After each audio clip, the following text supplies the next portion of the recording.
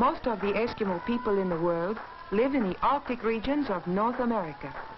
Altogether, there are only about 35,000 Eskimos. Here in the frozen north, the land is barren, and food is very scarce.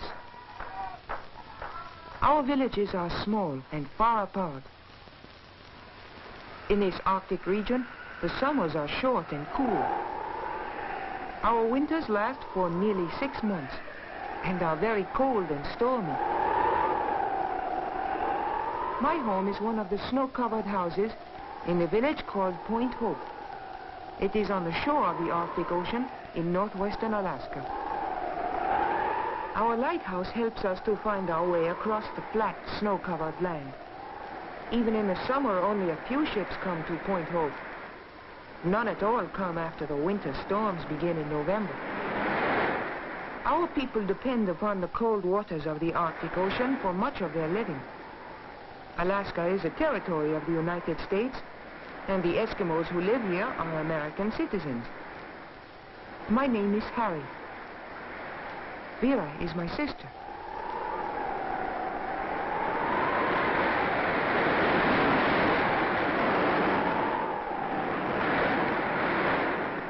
In the cold winter weather, the fish tossed up on the shore are quickly frozen. Whenever we find frozen fish, we pick them up. We are always watching for food from the sea. Whenever my father hears a seal barking, he tells us to be quiet. The sound of voices frightens the sea animals.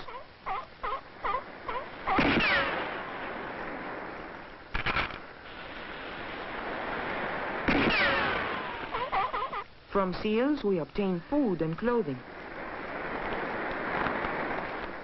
When Father kills a sea animal, he throws out a hook on the end of a long line to haul the catch ashore.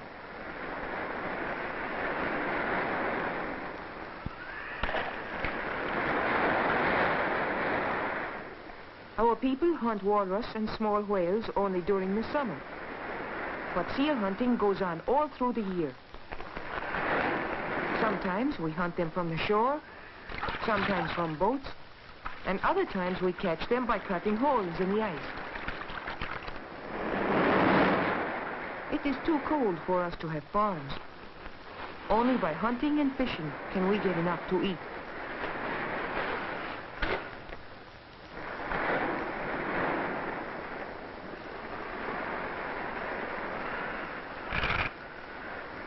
Even the seabirds are used for food.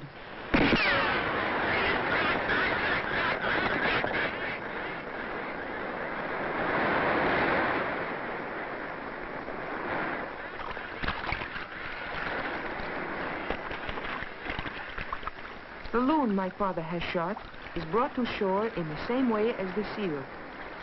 This big loon will make a fine meal for our family.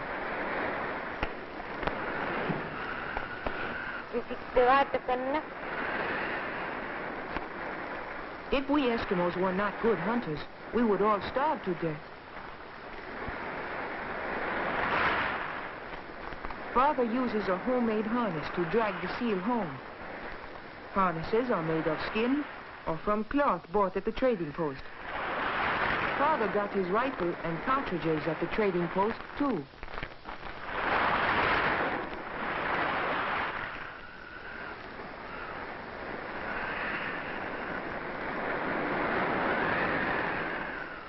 Like most Eskimo villages, Point Hope is close to the ocean. Although in summer we have many hours of daylight, from November until February, we will not see the sun at all. It is already so cold that our seal and loon have frozen during the short trip home. But no matter how cold it is out of doors, our home is always comfortable. For cooking, Mother uses an iron stove bought from the trading post. The stove heats the one room of our house.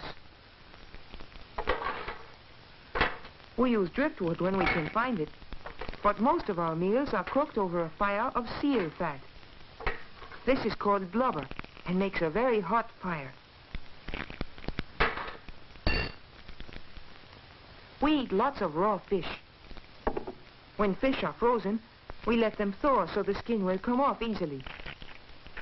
Explorers who come to the Arctic have grown to like our meals of raw fish.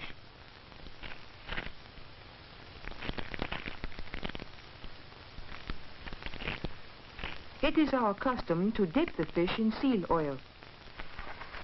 The combination of fish and oil gives us some of the vitamins we need.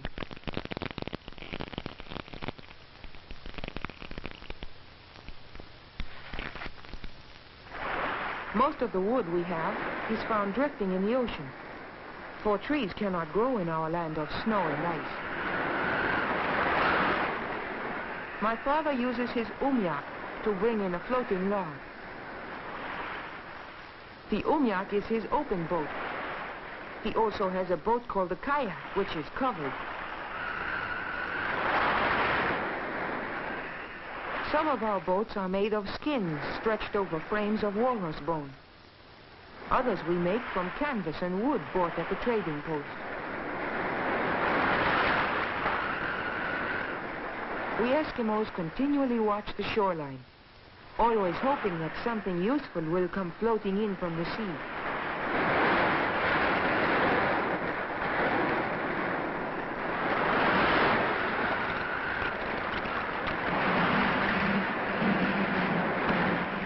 Driftwood from the ocean was used to help build our home. The walls are made of wood and stones, banked with earth and snow. During the long evenings, Father makes bracelets or other trinkets from the ivory of walrus tusks. It is easier for him to work when he holds the drill in his teeth.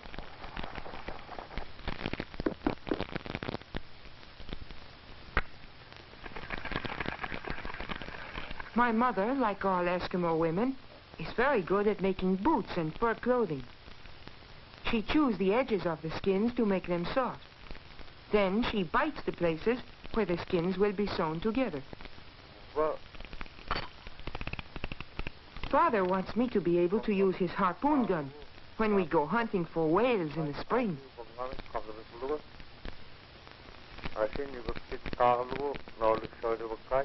Mother is teaching my sister to sew.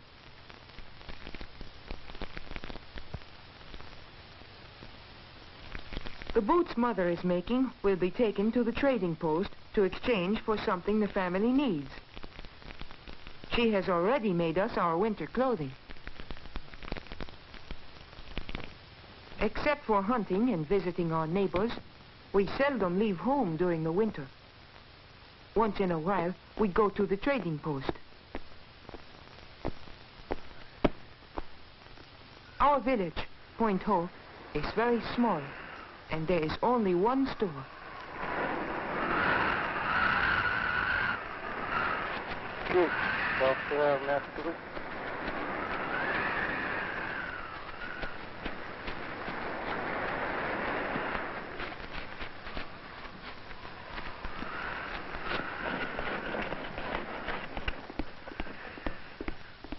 We have seen everything the storekeeper has on his shelves many times before, but we enjoy looking at them again.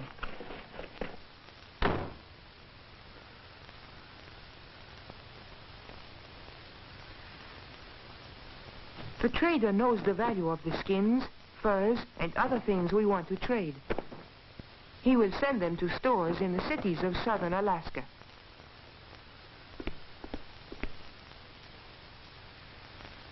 I found these old-fashioned spears in an abandoned settlement. Perhaps some museum will want to buy them from the trader.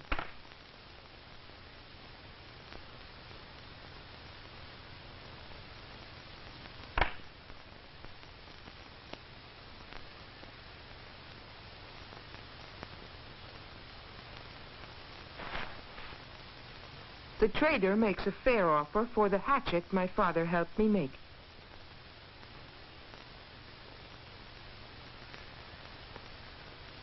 Many more things can be bought at the trading post than when my father was a boy.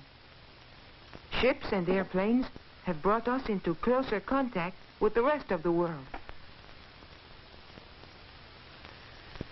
We buy the things we cannot make ourselves.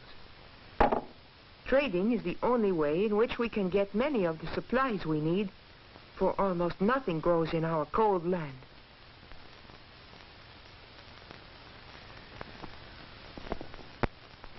Although we can buy many things today, our life still depends on hunting. Unless we are successful when we hunt, we will have nothing to trade at the store. As winter nears, everyone waits for the ocean to freeze. When the salt water begins to turn to ice, it is soft and is carried by the tide and ocean currents. Later, it will become solid and remain frozen for months. The best time for hunting seals is when they come up through the ice for air. Before the sea ice has frozen hard, Father learns that there is a herd of caribou in the neighborhood. We take the dog team because we need the sled to carry supplies and to bring back the caribou meat if we are lucky.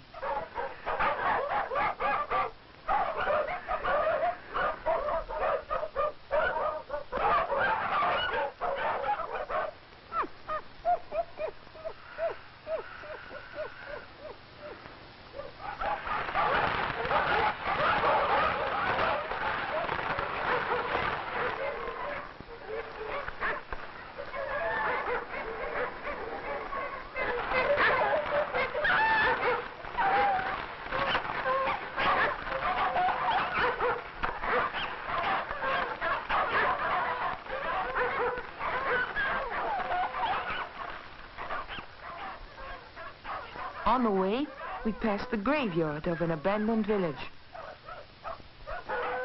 The fence is made of whale ribs.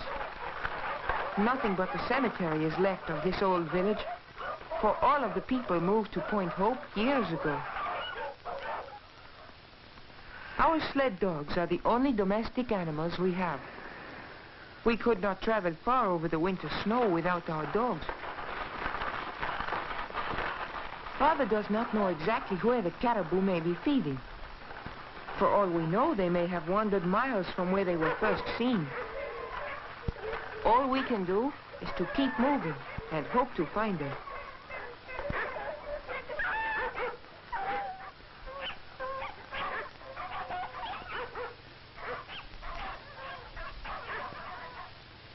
When we come to a place where the snow is soft, the dogs have difficulty hauling the sled.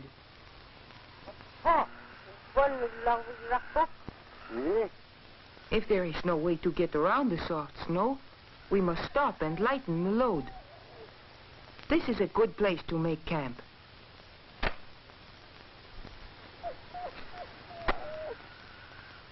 We have brought enough food and fuel for several days. To build a shelter, we cut blocks of snow for the walls.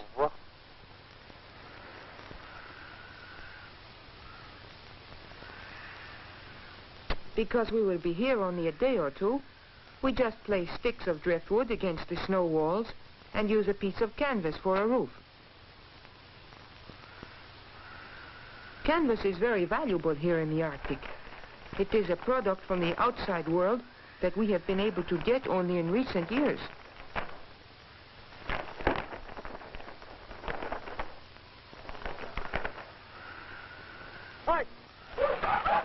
Now that the supplies have been stored at the camp, our dog sled can travel fast, even over soft snow. When Father thinks we are near the caribou, we leave the sled. By turning it on its side, we keep the dogs from running away with it.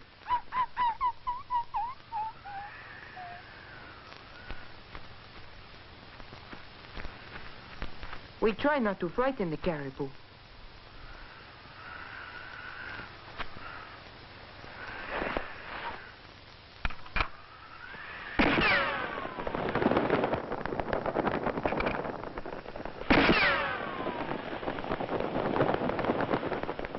Father is a good shot. We hope that the animal he has shot is fat, for we must eat fat meat to keep our bodies warm during the cold winter.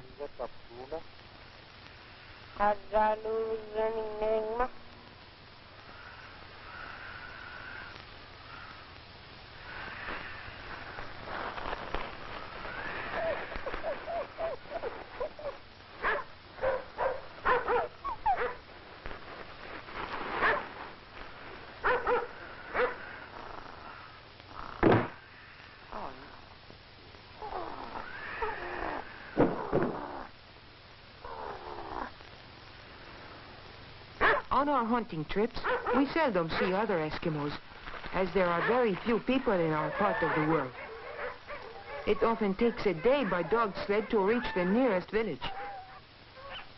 With so few of us living on so much land, we do not expect to meet other hunters from our own or neighboring villages, even when the weather is good.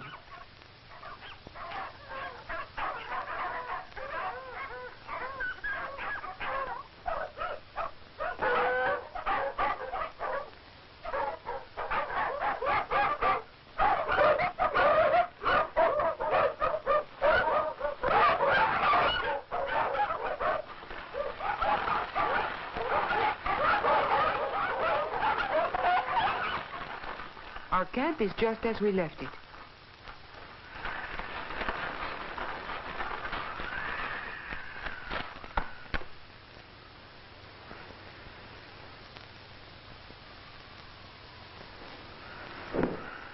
We must skin the caribou before it freezes.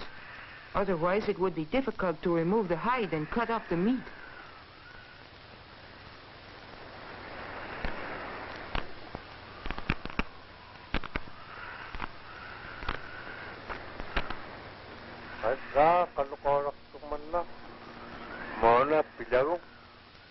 My father teaches me to care for the hides and the meat. By cutting and skinning the animal first, we make the load lighter. Only the useful parts of the caribou will be carried home.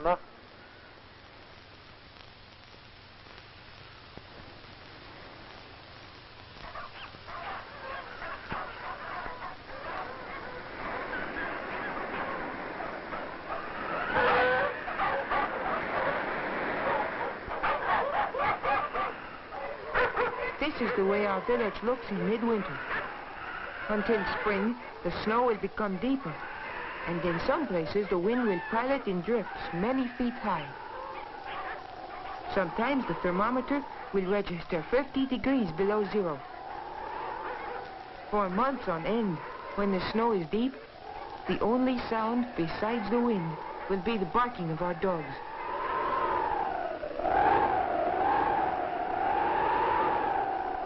Father and I have been lucky on our hunting trip. We are coming home with caribou meat to add to our winter supply of food. We keep the frozen meat on a framework of driftwood. It is high enough above ground so that snow will not bury it. But what is more important, our dogs cannot steal it. My puppy has made a nest deep in the snow to protect himself from the wind. We are happy to get inside the house on a cold day like this.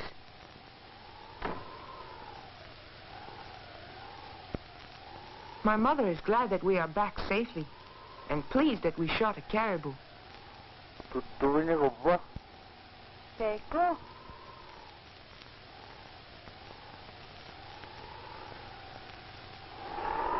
Sometimes on winter nights, we go to neighborhood parties at the schoolhouse.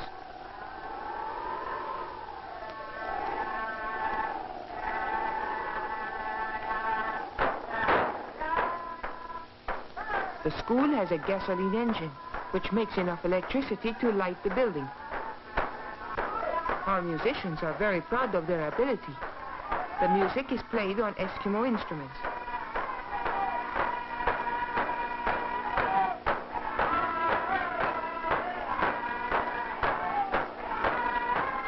Everyone in town seems to enjoy dancing.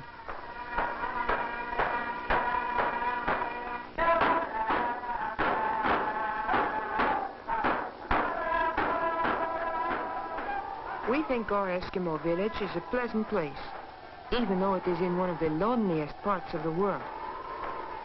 In order to get enough food and clothing for ourselves, everyone must work hard. We depend for help on our faithful dogs. It is because Eskimos hunt and fish and make use of everything which nature provides that we are able to live on the cold, barren shores of the Arctic Ocean.